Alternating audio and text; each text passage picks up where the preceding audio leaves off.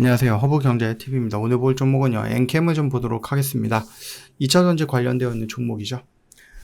추석 전후로 해갖고 반도체가 여전히 강한 모습을 좀 보여줬고요. 반도체가 없다 하시는 분들은 아마 조금 시장이 좀 섭섭하다 이런 것들을 좀 느끼지 않았을까 합니다. 추석 연휴 잘 보내셨을 거라고 생각을 하고요. 제가 있었던 곳은 계속 비가 왔어요. 그래가지고 어디 좀 밖에 나가는 것도 좀 불편하고 집안은 좀 굉장히 좀 습하고 그랬던 한가위였다 이렇게 생각하시면 될 것 같아요. 우리가 좀 엔캠을 놓고 보는데 개별적으로 나쁜 이슈라기보다는 좋은 얘기들이 많이 있기는 합니다. 물론 이제 미국에서 공장을 조금 증축을 한다든지 신축을 하려고 했는데 그거 계획을 조금 이제 좀 바꿨다. 요 정도 내용이 조금 악재로 좀 보일 수 있는 거고, 그거 말고는 특별하게 악재라고 보이는 것들이 없기는 합니다. 엔캠만 놓고 보면은. 근데 오늘 보면은 2차 전지가 전반적으로 좀 분위기가 그렇게 좋았다라고 할 수는 없죠. 반도체는 여전히 좋기는 했지만, 물론 이제 시간 내로 놓고 보면은 몇몇 전고체 종목들이 움직이긴 하지만, 대체적으로 이제 에코프로라든지 우리가 흔히 보고 있는 포스코 형제들만 놓고 보더라도 움직임이 그렇게 좋은 모습은 아니었습니다. 2차 전지가. 엔캠도 마찬가지거든요. 여기 지금 이평선들이 다 깔려있는 이 구간을 결국은 이제 이탈을 했습니다. 장중에. 물론 이 구간에서 우리가 도망갈 필요는 없다라고 저는 봅니다만, 그래도 여러분들 입장에서는 내가 여기서 접근했는데 이 수익을 내가 못 챙기고 다시 여기까지 떨어지니 얼마나 속이 상하겠습니까? 그래도 지금 2차 전지는 조금 더 우리가 기다려보자. 적어도 3분기 실적이 나오는 것까지는 좀 지켜볼 필요는 있겠다라고 생각을 합니다. 결국은 오늘 이렇게 좀 2차 전지가 밀렸던 이유는 결국 이제 중국이거든요. 중국이 히토류. 그러니까 전기차, 반도체, 배터리 이쪽에 필요한 금속인데 이걸 가지고 이제 마음대로 수출 못한다. 이런 식으로 좀 중국이 발표를 해버렸어요. 중국이 히토류를 전 세계적으로 한 70% 이상을 차지하는 나라이다 보니까 우리 자원 너희들 함부로 못 가져가. 이런 식으로 수출 통제를 강화하겠다라는 얘기를 한 거예요. 배터리 원재료 확보가 어려워졌던 부분이었고 그러다 보니까 이걸 확보하기 위해서 돈을 더 많이 지불해야 되고 생산 비용이 오를 수 있다라는 우려가 우리나라 2차 전지 시장에 불을 닥친 거다라고 생각하시면 될 것 같아요. 참 중국은 이 히토류를 가지고 무기화해가지고 정말로 잘 사용해 먹고 있는 것 같아요. 그래서 포스코라든지 다른 기업들도 꼭 그 중국산 히토류일 필요는 없다. 이런 것들이 좀 많이 인식이 넓어지고 있는 거예요. 그러다 보니까 이 히토류가 그동안 이제 중국에만 있는 유일한 그런 작물은 금속은 아니었거든요. 미국에도 있고 호주에도 있고 다른 나라에도 많이 있어요. 다만 이거를 캠으로써 생길 수 있는 그런 수익 이런 것들이 적다 보니까 이익이 적다 보니까 그리고 또 자연환경이라든지 이런 것들에 대한 좀 우려도 있다 보니까 굳이 내가 열심히 파가지고 이걸 만드는 것보다는 그냥 중국에서 싸게 사오는 것이 훨씬 더 이득인데 라고 해서 중국에서 사오는 거지 중국이 무조건 이거를 독점하고 있다라고 하는 건 아닙니다. 실제로 우리나라 기업과 미국이 히토류 관련해서 또 다시 합정을 해갖고 미국 내에서 추출해가지고 그거 미국 내에서 좀 만들어가지고 팔겠다 아니면 만들어서 가져가겠다 우리가 쓰겠다 이런 식으로 좀 얘기했던 것들도 나와줬던 부분이었죠. 두 번째는 일단은 그 미국의 테슬라. 일단은 미국 교통안전국이 테슬라 자율주행 기능이죠. 이게 위험하다라는 보고조사가 좀 나왔다라는 거죠.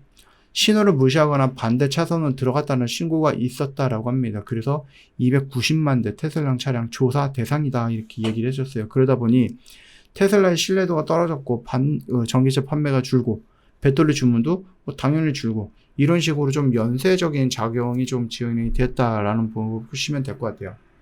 그리고 LG에너지 솔루션이 오늘 조금 움직임이 물론 어저께도 추석 전이었죠. 이 뜬금없이 이렇게 올라갔다 뚝 떨어지면서 이런 모습을 좀 보여주기는 했는데 지난달이었죠. 정부 데이터 센터 화재의 원인이 LG에너지 솔루션 배터리로 추정되는 좀 얘기가 있었나 봐요.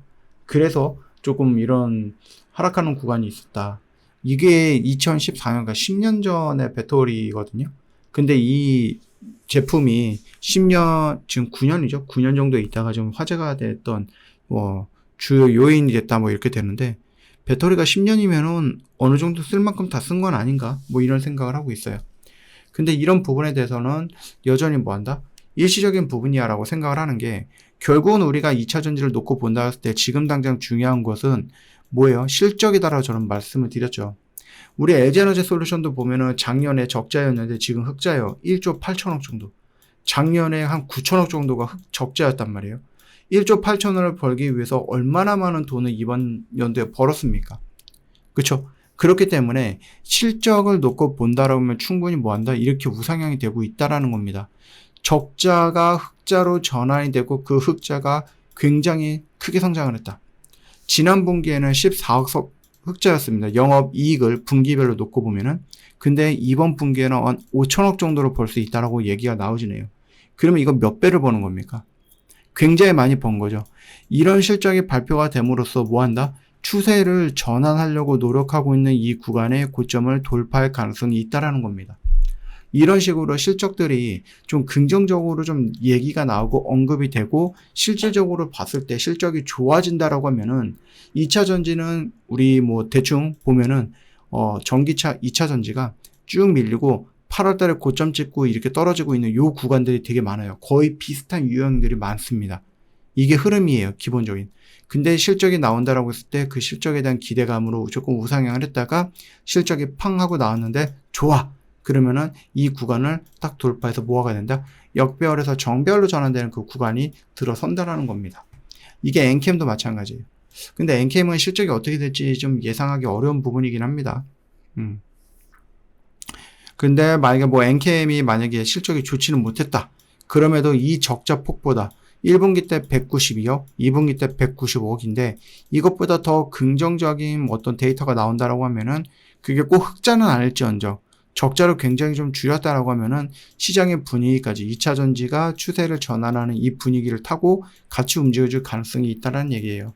그 점을 좀 참고해 보시면 될 것 같습니다.